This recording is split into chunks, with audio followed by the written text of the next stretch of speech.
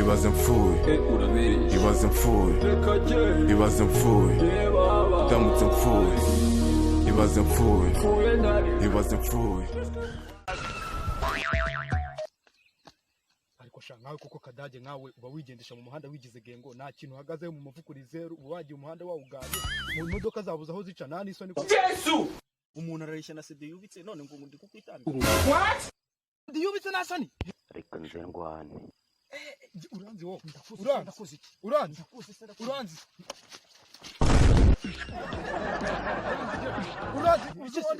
uzi wandi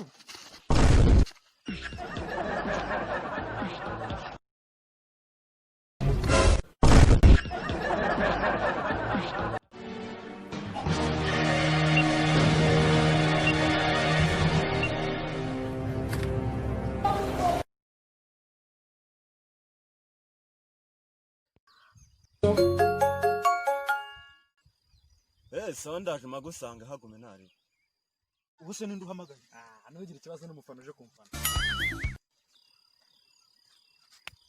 cyo kimisho ndetse n'icyo gukubita kano gamba namuhanganye yego mani kano Kadage ngino tukereke batabara umuntu ngo ikiriki vai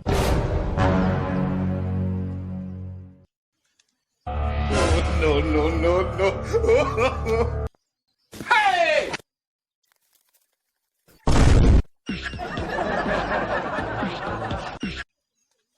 mvamana igihe urongera kumpamagarira kuri bukara ku bugabo nka buriya budapima n'inusu nzaza mbari we mvuna buriya nkafata mba nkavuniye mu mavi mu mihogo ahantu hose sakariya nanjye nakikubitiye jyenyine dore nagakubisa aho hose nakarangije what karamane ni so ntuzongera kumpamagarira ku bugabo nka buriya budapima n'inusu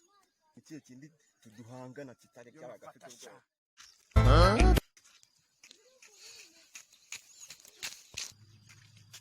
dore ikiza cyo gukundana n'amaji ya rero hagarara ugakubita